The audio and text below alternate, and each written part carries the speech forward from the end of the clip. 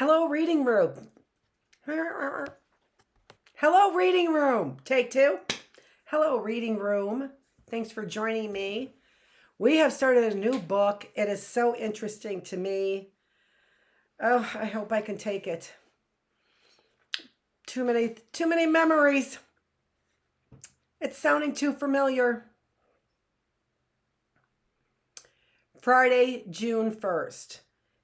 This is Letting Anna Go, and we don't know who this is by. In the same spirit that Go Ask Alice was written, and apparently Lucy in the Sky. Okay, so diary form. Friday, June 1st.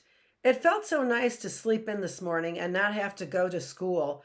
Coach Perkins ran us hard yesterday because it was our last practice before summer, and I was sore when I walked downstairs. I poured myself a bowl of Lucky Charms and plopped down in the corner of the sectional and flipped on the TV. Last night was Mom's fourth shift, so she'll be off for the next 3 nights. But I tried to be super quiet because she's always exhausted from working 4 nights in a row. I was catching up on the show Jill and I always watch, where this comedian cracks jokes about videos from the internet. He's really tall and skinny, and he's not drop dead gorgeous or anything, but he has this handsome smile, and he's so funny that he's one of those guys who gets cuter and cuter the longer you look at him. The video, doing something completely deranged, is also the person who uploaded this video. Which begs the question, why would you want the entire world to see you do something so stupid? Isn't it enough that you came 2 inches from death and wound up in the hospital with a cast on your leg? Must you advertise this fact? When I do something that's embarrassing, I just feel like dying. I want to curl up into a tiny ball and crawl under my bed. Anyway, Mom stumbled into the kitchen and said good morning. I smiled and she came over and kissed me on the top of the head, then walked back across the great room and stood in front of the open refrigerator for what seemed like forever. Then I heard her sigh. After that, the pantry opened, then closed. Then the cabinets next to the refrigerator opened, then closed. Then the pantry again, then another sigh. I told him I wasn't going to argue with Dad, and all he was going to hear were sighs from me because it made him feel so bad. I said I have to be able to state my piece. If I can't state my piece, and you have to be okay with that. I remember that conversation. Oh my gosh, who's anonymous? I do. Many of these words are mine. But I never had an eating disorder. I'm just letting you know. I mean, heads up if this ends up being an eating disorder. I don't know.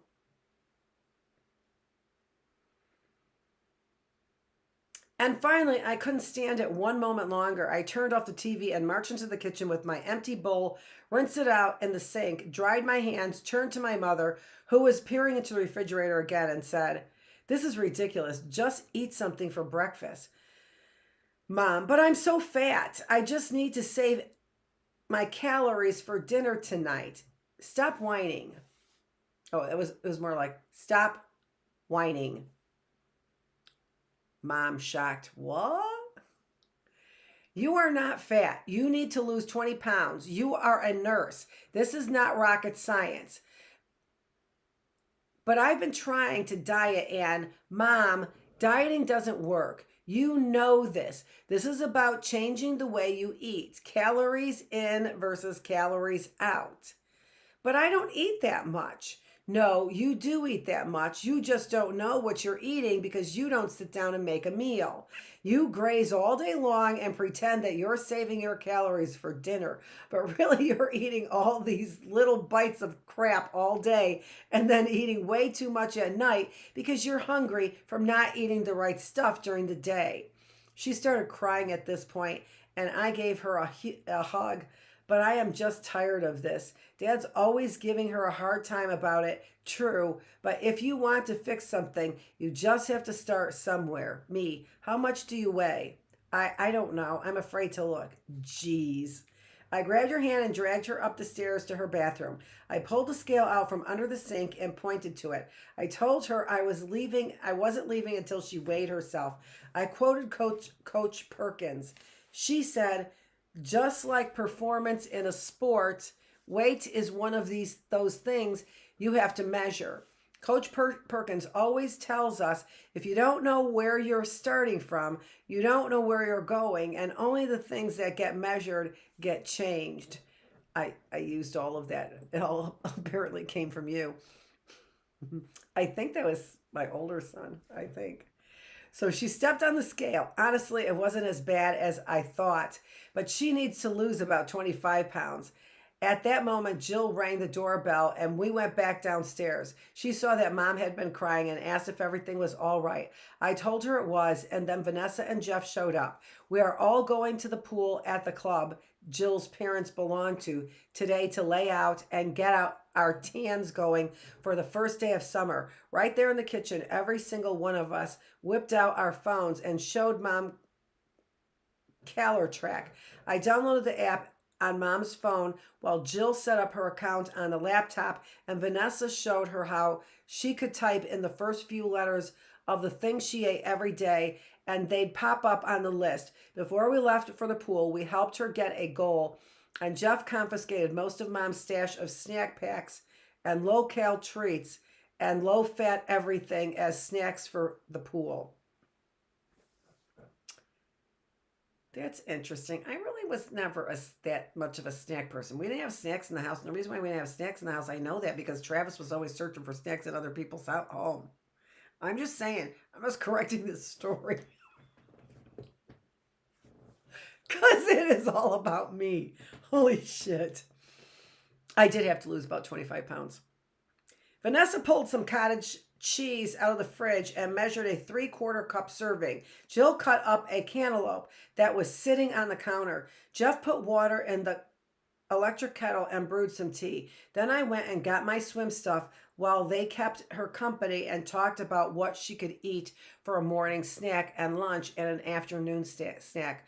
Finally, everybody piled into Jeff's car. Only I ran back inside to get my sunglasses, but couldn't find them. As I was digging through the junk drawer under the key hooks at the kitchen island, Mom grabbed me around the waist and squeezed me extra tight. She whispered the words "thank you" into my ear really soft.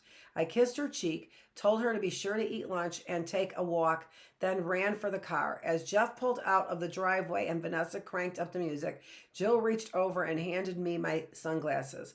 I put them on and she smiled and said, "Welcome to your summer. We're so pleased you could join us."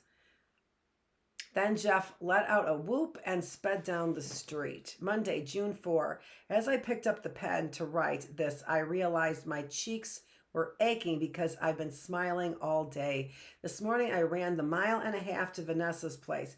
Jeff was already there, stretching in the driveway, and we did a middle distance at a pretty fast pace.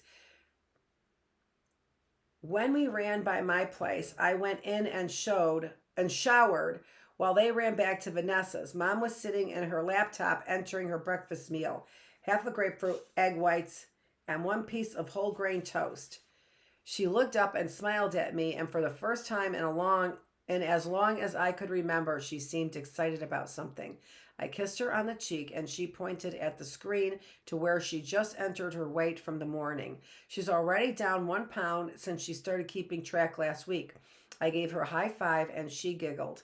After I got cleaned up, Jeff came by, and we drove over to meet Jill at her parents' club again. They've got such an awesome pool with a couple of springboards, and the snack bar is to die for. Jill got all as last semester, so as long as she gets permission, her parents let her sign for all of our food on their account. It's not that we eat a lot or anything, but it's a great deal. It's one of the reasons we studied so much that last year. Jack and Rob were with her, and Jeff challenged them to a cannonball duel to see who could splash the most water out of the pool onto Jill, Vanessa, and me. Naturally, the results were hilarious and disastrous, with Jeff, Jack, and Rob ultimately being called into the head lifeguard's office. I personally had been unaware of the lifeguard hierarchy uh, at the Fielding Club Aquatic Center until today, but suffice it to say, watching the Cannonball Splasherama, as Jeff called it, being referred up the chain of command in a series of stern warnings and whistle blowing over approximately 2 hours was among the funniest things I have ever witnessed. While Jack was being threatened with the suspension of his membership privileges at the pool by a red-nosed sophomore from the local junior college named Rusty, Rob and Jeff were firmly tutored in the guest behavioral guidelines by Becky, the assistant head lifeguard.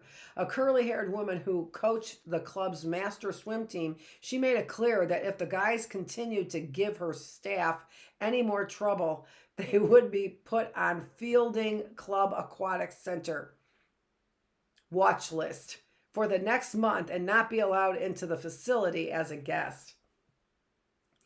All of this cannonballing and lecturing had made the guys hungry, and after our run, I was starving myself, so we went to the snack bar. When we arrived, Rob gave an order to Jack that was roughly as long as the Bill of Rights. Then he and Jill went to nab us a table on the sun deck and overlooks the lap pool. Jack called after her to see what she wanted to eat, but she just shook her head and waved her bottle of water at him. Jack, she never eats at the pool, does she? Me. Did you just meet her today? Rob, I'll get her to eat a nacho if it kills me. Jack, it may. Rob, dancers and runners, world's fittest women everywhere I turn. Jeff, we're some lucky bastards, aren't we? Me, like the three of you can talk. Your abs belie your 8% body fat. Rob laughed and walked as quickly as he could without drawing a whistle from a lifeguard. He joined Jill, who was pulling up enough chairs for all of us around a single table in the corner. As we stood in line under the snack bar awning, Jeff draped his arm around Vanessa's shoulders, and she leaned into him. His chest sat perfectly on top of her dark, wet ringlets. They were doing that thing they do when they somehow tune out the entire world by touching each other, which left me standing there next to Jack, suddenly shivering in the shade. I crossed my arms over the top of my suit. I've had breasts for a couple years now, but I don't need to be shivering and flashing my high beams at my friend's older brother in front of God and the world. Jack's hair was still wet, and he tossed his bangs out of his eyes with a little flip of his chin and smiled at me. You cold? A little. I'd put my arms around you like Jeff here is doing for Vanessa, but that might be weird. Me, yeah, might be. Laughing, yeah, might be. Jack, although I hate to see you shiver like that. Me, taking 2 giant steps out from under snack bar awning. Maybe I'll just stand over here in the sun and wait for you to get the food. Jack loudly, yeah, but now I feel lonely. Me, we regret to inform you that your loneliness has been trumped by your lack of body heat. We sincerely apologize for any inconvenience and look forward to seeing you in the sunshine again very soon. Jack's laugh was infectious, and I couldn't resist joining him. It was strange. In all the years Jill and I have been best friends, I don't remember being around Jack without her being right there with us. Standing there laughing, 6 feet apart, him in the shade, me in the sun. It was like I was meeting somebody new. Right before he stepped to the counter to order enough nachos and red vines to sink a submarine, he flipped his wet bangs off his forehead again, and for the first time ever, I noticed his eyes, as blue as the bottom of the pool. Wednesday, June 6th. Dad took me to dinner tonight. Mom is working shift 3 of 4. When I was little, he used to do this dad and daughter date night where we'd go eat pizza and see a movie. I can't remember when we stopped doing it. I think around the time I went to middle school. I started running track that year, and Dad got the opportunity to open the dealership. It's one of those things you never mean to stop, but you don't notice when it does. Then one day you look up and it's almost before you realized it was happening. When we went to this Korean barbecue place downtown where you cook your own meat on the grill in the middle of your table, it was delicious, and we ate until we were stuffed. I thought about how much Mom would have liked this place. I wondered why he never brought us there. He'd obviously been here before. He knew the hostess by name. The waitress asked how things were going at the dealership, and the chef came out to make sure everything was okay. Dad read my mind. I come here for work. Lunch is a lot. For work, lunch is a lot. That's a long way from the dealership for lunch, isn't it? Yeah, but it's such great food. Sometimes it's worth the trip. I remember a lot of things about our dad and daughter date nights when I was little. I remember the place we used to go for pizza and the stage full of singing puppets at the end of the dining room. I remember putting $1 bill in the machine and the kerchink of tokens tumbling into the silver tray. I remember the feeling of Dad's arms around me as he helped me toss the skee ball into the 100-point hole. I remember squealing with excitement as the endless tape of tickets came spouting out as my siren rang and the lights flashed.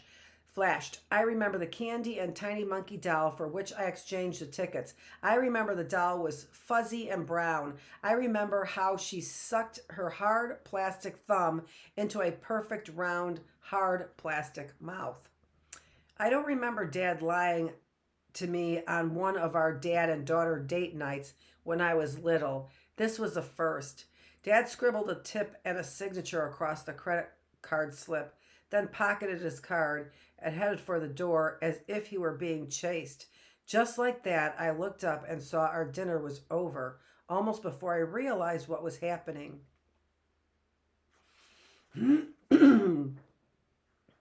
Saturday, June 9th. It began as a cookout. It turned into a freakout. It ended in a walkout. First, there was Dad firing up the grill and me turning up the music and Mom whipping up the fixings. She was whistling as she seasoned the ground beef and smiling to herself as she rolled it into balls and smashed them into patties. I knew she was feeling good about herself. I can't really tell the 4 pounds are gone except when I look in her eyes. For the first time in a long time, she's got that twinkle back. She doesn't look tired. She looks as if she's remembered some sort of good news she'd almost forgotten about.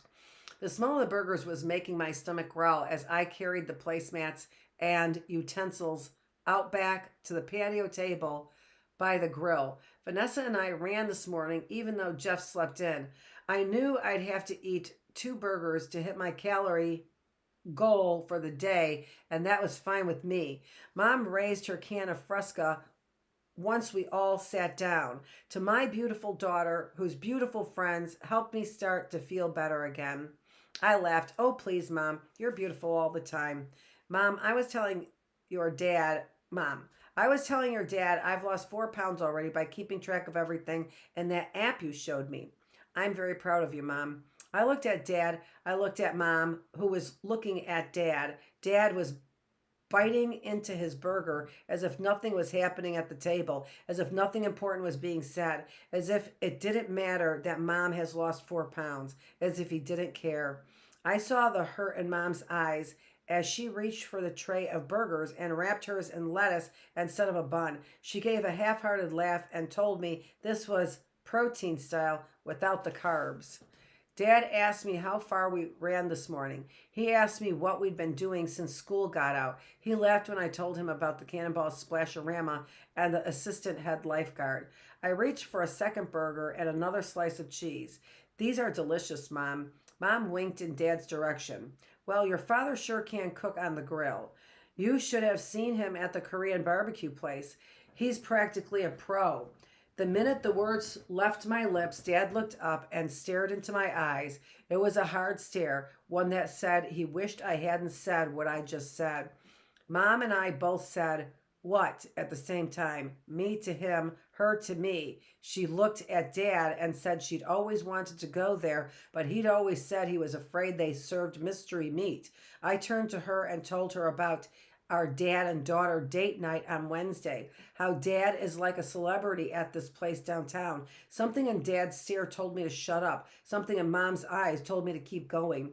I could hear the words coming out of my mouth, but it was like someone else was saying them, like I couldn't have stopped them if I wanted to.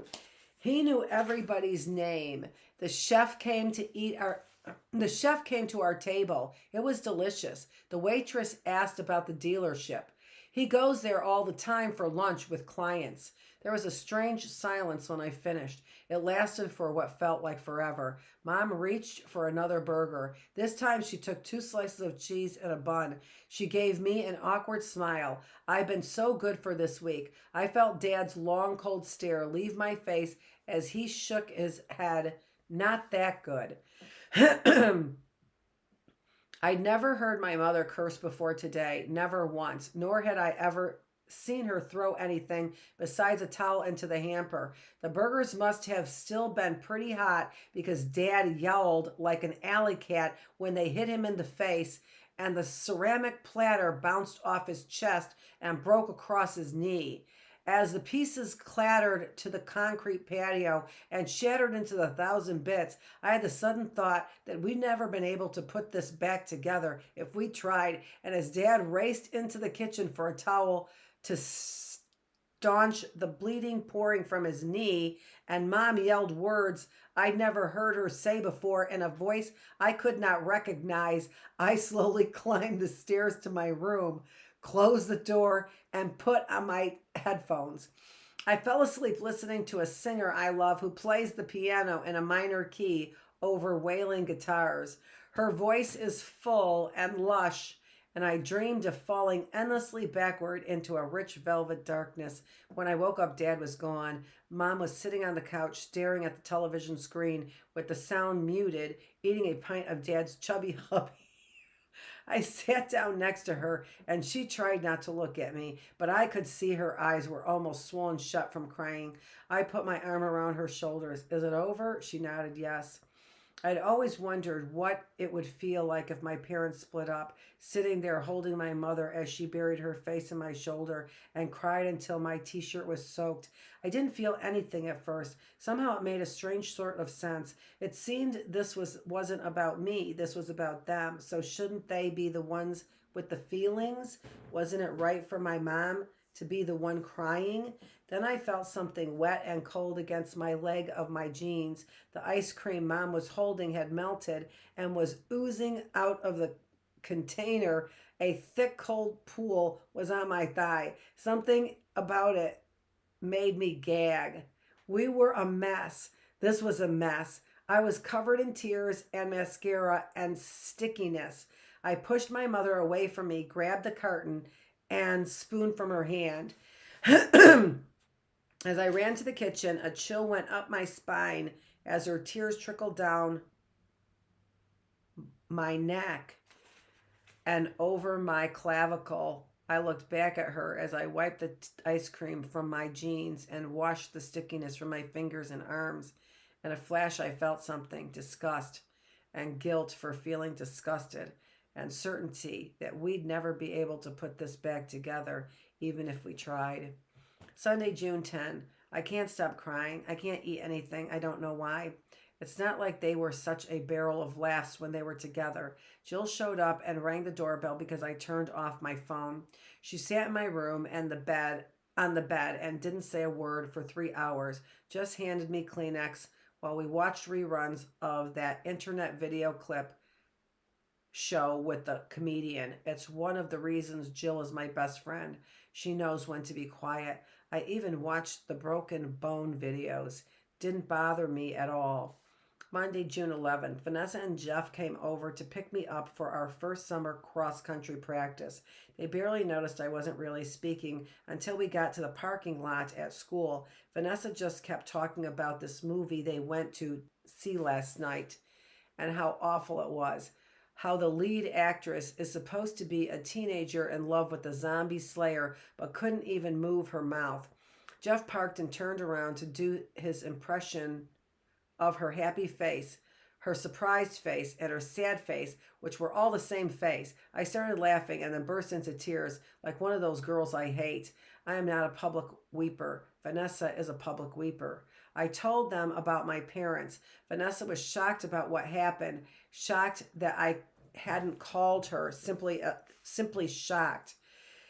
She can really be a drama queen. I assured her I was fine. Vanessa, you don't look fine. You wouldn't have answered your phone anyway. What's that supposed to mean? Me, nothing. You were in a movie. Can we please just drop it? Your parents just split up. I don't think that's something we can drop. I told her I was far more worried about these stupid printouts. I haven't been able to eat anything in 2 days. Vanessa and Jeff assured me Coach would understand, although I didn't see how. Either I had eaten enough or I hadn't.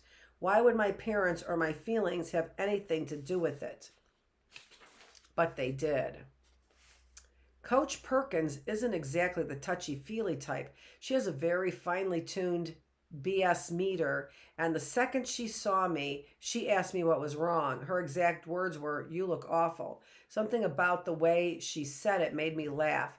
I did look awful. I thrust my CalorTrack printouts at her.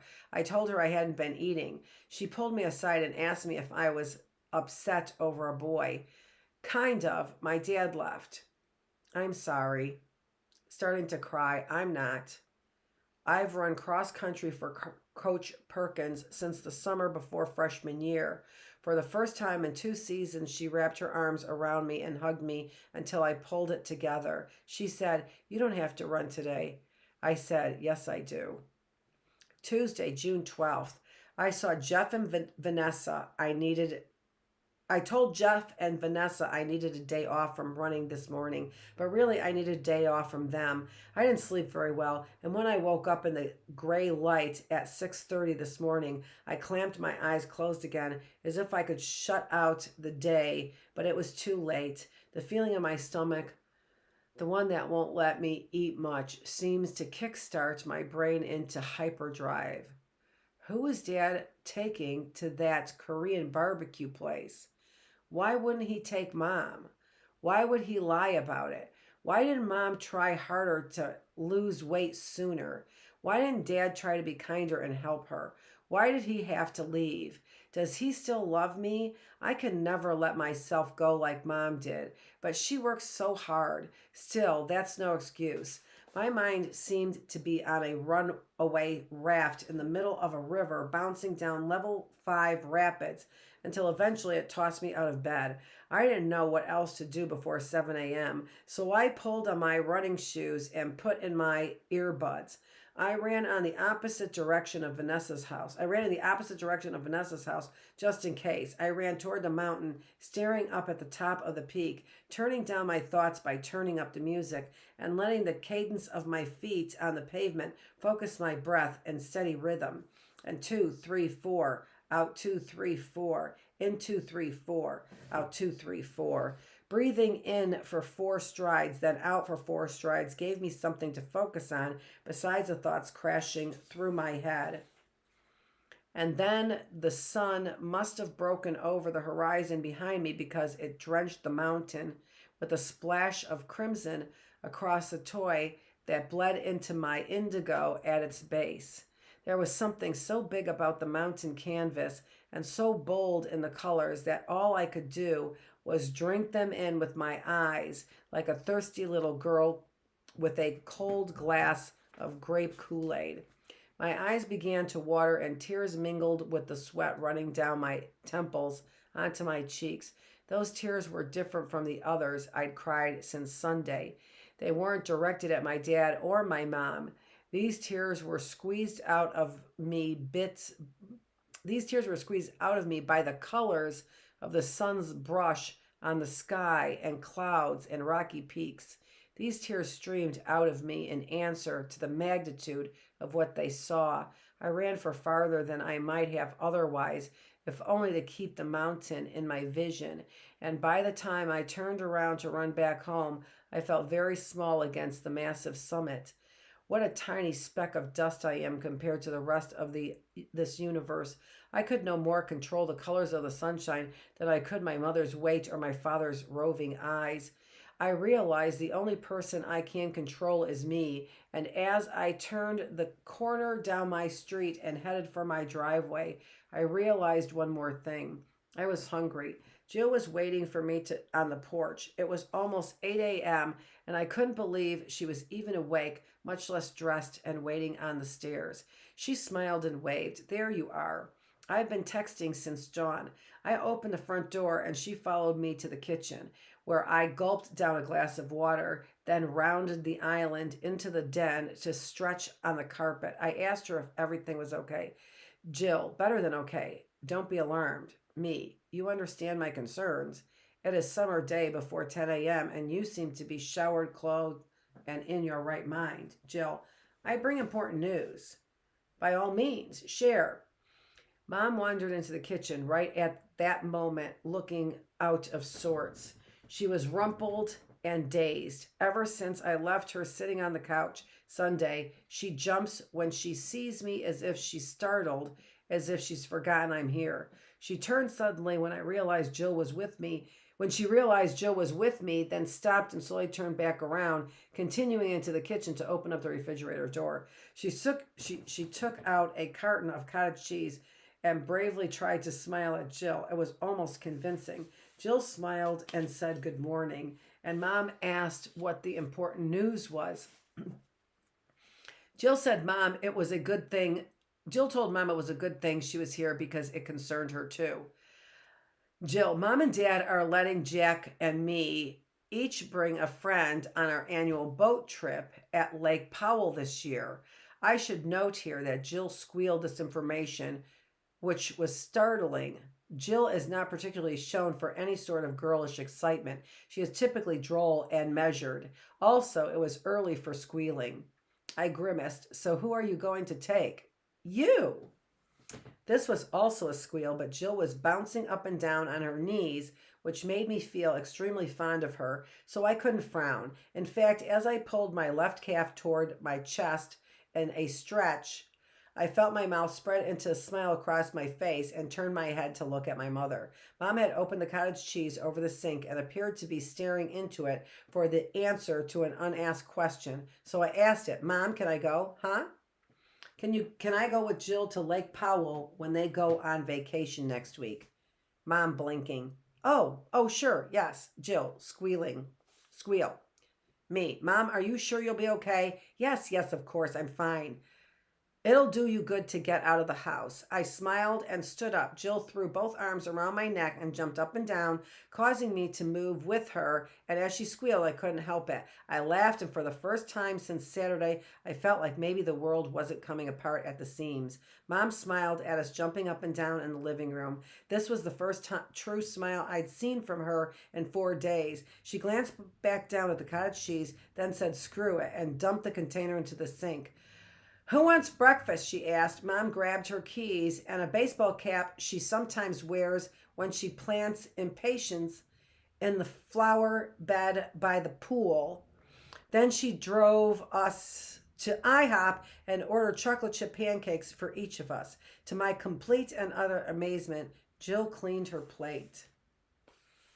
Friday, June 15th, weight 128. We're leaving tomorrow. I'm excited but nervous about staying, about Mom and Dad, about being basically naked for a week on a boat with Jack.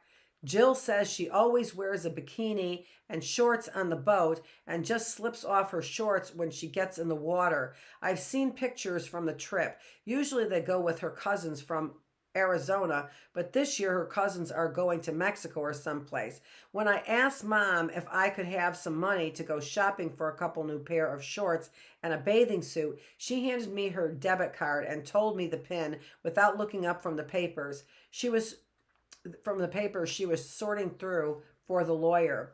I asked her if there was some kind of ballpark figure she'd like me to stay within for budgeting purposes. She looked at me and blinked, then back down to the papers and said something about how my dad could afford it. I walked down the driveway to get into the car with Jill. Jill was far more pragmatic about the situation and more her busy or by them both face a number of times. Hold on just a minute. I walked down the driveway to get into the car with Jill. Jill was far more pragmatic about the situation and more her by them both face a number of times at a number of different cash wraps 2 days in a row. No, by them both face. I get it. In the end, I have 3 new pairs of shorts, a new one piece, and 3 new bikinis, 2 with trunk shorts, 1 with little ties on the sides. Jill insisted I get it. She said, I've never looked better than I do right now. I was in the bathroom trying everything on when I got home tonight and weighed myself. I've been forcing myself to drink protein smoothies for the past week because my stomach is still too upset to eat anything. When I handed Coach Perkins my printouts today, she patted my shoulder and told me I was making a good effort, but I know I'm nowhere near close enough to the number of calories she wants us to be eating. I told her I'd be on the boat all this week, and she thought that was a good idea. Take a break from running. I'll sort of have to. Didn't want you making laps around the lake or anything. Me, I hadn't thought about that. Coach, don't. And eat lots of chips and pizza and laugh a lot. Jill said she's paring down her calories starting tomorrow because she won't be rehearsing. She did say we could do her aerobics routine on the boat, whatever that is. She said she'd show me, but the idea of dancing around in place drives me crazy. That's the thing about running I love. I get to go somewhere. Maybe that's why I'm nervous. I'll be struck on a boat in the middle of a lake with Jill's mom, who is nice, but let's face it, maybe a little ice queen.